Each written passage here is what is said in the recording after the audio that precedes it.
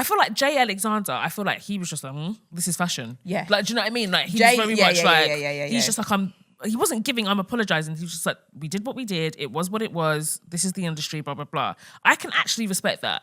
I feel like Jay Manuel, was trying to like get sympathy for himself a little bit. And Jay Alexander didn't do anything wrong. Yeah, exactly. He was like, I taught the girls how to walk. He said a few comments here or there. But again, fashion stuff, exactly. Right? But yeah, because, but the other one, I felt like it wasn't me. And like, I feel like he was kind of throwing Tyra under the bus a little bit and kind of deflecting a little bit and just being like, well, I didn't want to, but you still did it.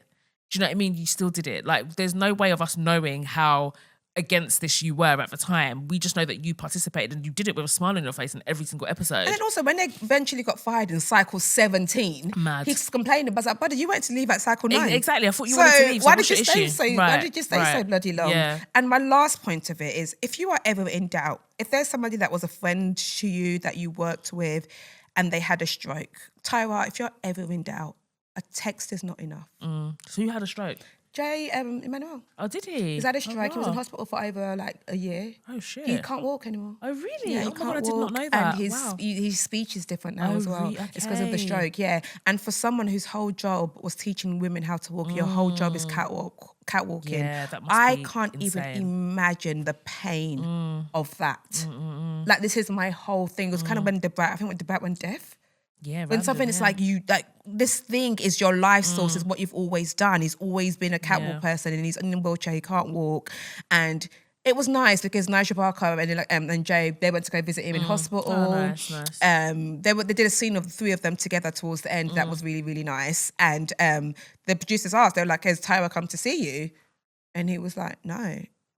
It was like, she texts me that she wants to, but she hasn't come to see me. So that was a bit like, it made it really awkward. But what I will say about this documentary, that I was very happy with the way it ended. Now, the way it ended is that Tyra Banks gives this whole speech about, it's the industry and I still want to promote love and my legacy and the difference and, just want these women, blah, blah, blah, blah, blah, blah, blah. And it just like cuts and Danny's like, don't be so ridiculous, girl. It's in like, that is and as she's talking, it's the biggest PR slur of the I still think all these women are beautiful and blah, blah, blah, blah, blah, blah, blah. And they're like, no, actually. And they let it end with all the models saying where they're at now. One more blind that I will give Tyra. You've probably got to the bit of the thingy, whether all the girls were like, oh, we thought we would make it. I'm sorry, that's not Tyra's fault. I know that sounds horrible, but that's not Tyra's fault. The only thing that's a bit raggedy is that none of the contracts actually came to fruition. Yeah. Do you know what I mean? So if you're going to say that people are going to get a... They did though. They got a cover girl star and a cover girl for a year. But after that... Because I remember before the documentary, people were saying, no, you got nothing out of it. And the girls that didn't win. But why? You didn't win. Yeah, you didn't win. Okay, fair. Sorry, not to be horrible, but name all the people who didn't win Rap Game.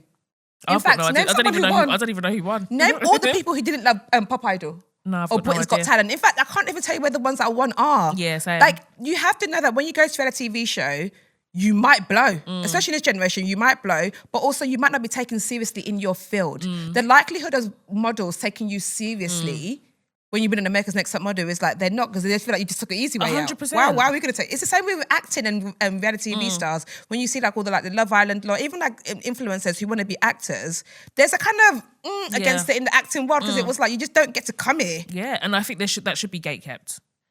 That one I'm not mad at, because... Yeah, because if you're going to do it, go learn. Yeah, go learn. Don't just be like, I've got really go learn the craft and come back and, and then try your luck. But don't just think you're just going to waltz on in here, and people have been grinding for years trying to get their break, and because you've got a platform, that one but that's a bit delusional, isn't it? To think that you're going to get blowback just because you've been on the show. But and it was a different time. Like, now you've got social media, so you can actually build your own clout and do your own thing and sort of monetize in other ways. But back then, mind you, I can't remember all of the winners of that show. I can't remember all of the winners either.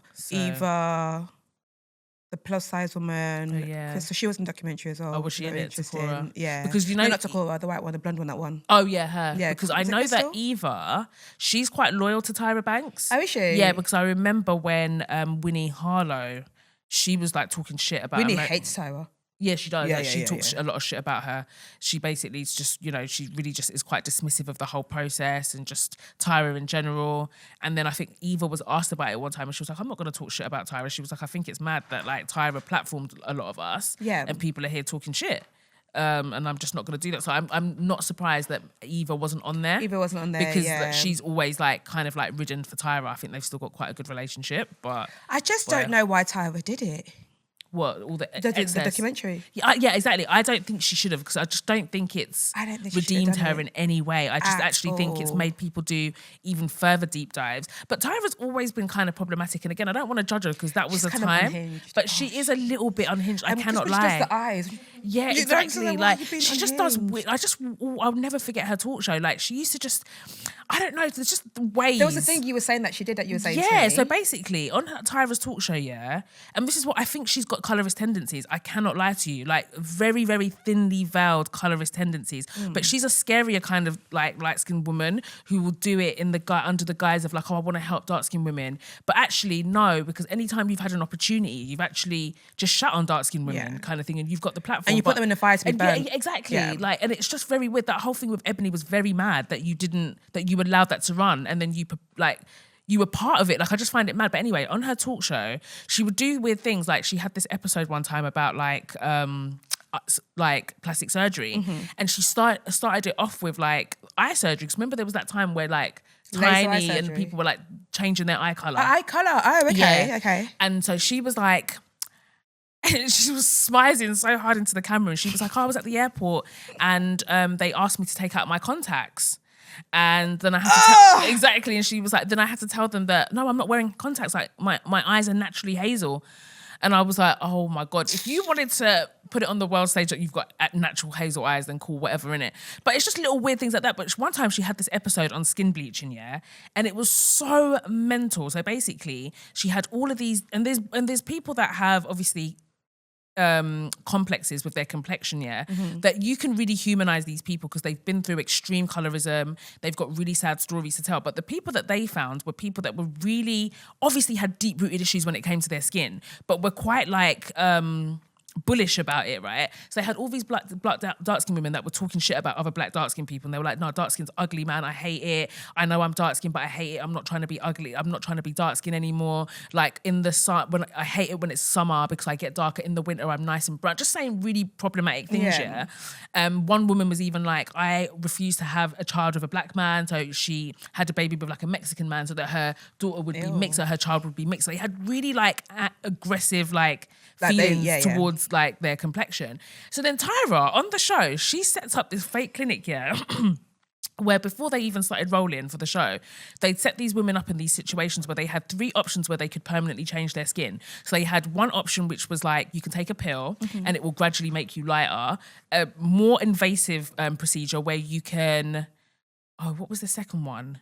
You said laser? No, laser was the last one. So there was a pill you could take. Maybe the second one was like a cream or something that you could take. But again, you'll eventually become light skin, but it will take slightly time, longer. But the final one was like a laser procedure where you can laser off your skin. And then the skin that is sort of like, grows back will be lighter and it will look so natural. No one will ever have any idea that you were ever dark skin. So she set up this fake clinic. So these women really think that they're meeting a real doctor. And she was trying to set them up to see how extreme they would go.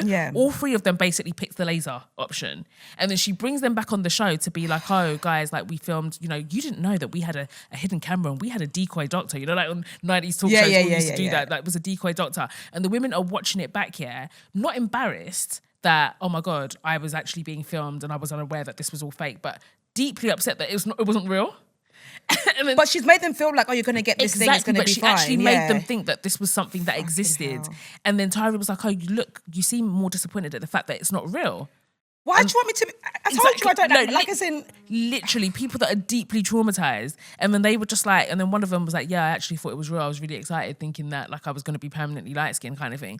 But it was such a setup. Like, if you're going to talk about something so triggering and so deep to people. Why would you even think that is a good idea? And she used to do things like that often.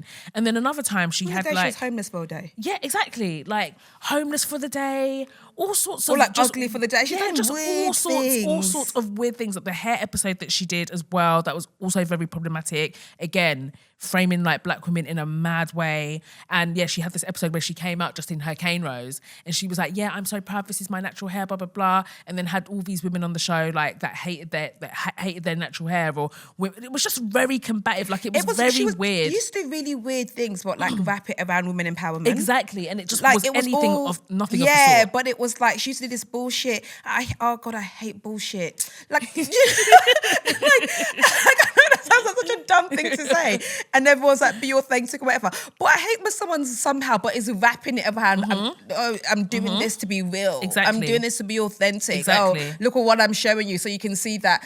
I can always see through it. I can see it through it when very, very rich influencers be like, oh, but look, my baby just spilled milk on me. I'm so human. Yeah, and it's like, this proves to be like, I'm human. Oh, but look, I've stained my t-shirt.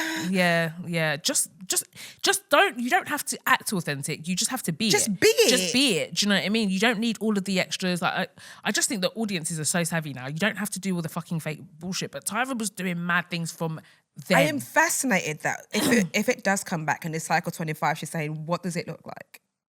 Yeah. Because does it work? Hear me out. Does it work if it's all accepted? All proper. And all everybody, all the weight sizes, all of the races, all of the girls, because let's be frank, it's still modelling, and modelling still very much looks like skinny, toxic, beautiful women. It's still very, very toxic. And there's maybe one like dark-skinned woman that runs through once a year. I don't think she should do it just because that was a thing of back in the day. I don't think she should try to revive it. I think she should just leave it in the past, take the learnings from it, and do whatever. Like, I don't think it needs to be brought back. Keep selling your ice cream. Exactly. Just she sells ice cream. Yeah, that's her whole thing. Oh, yeah. She lives in Australia now and she sells ice cream. She has like an ice cream shop. Is it called Thai Scream?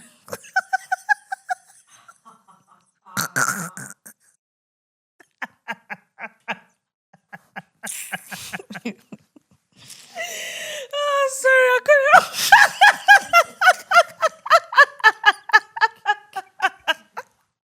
So dumb. Sorry, I couldn't help it. That doesn't even work. Thai Scream. No, it's not called Thai Scream. She sells ice cream. That is so random. I don't know what it's called. There was once an interview with her where she's like talking about, it's so funny when people start doing new things and they change their thing. She's like talking about like this ice cream company, and she's just like, I've done this, I'm amazing, I've been a superstar. She was like, but I want my legacy to be ice cream. No, that is so no, random. You don't. No, you do not. Do you want to know what it's called? No. Yes, sorry. Are you sure you want to know what it's called? I do. I'm very intrigued. Smice and Dream. Thai Scream is better. Smice Cream would have been better. Exactly. Even Smice Cream would have been better. Oh, okay. Yeah. Smice and Dream. Smice? As in Smize. Okay, Smize and Dream.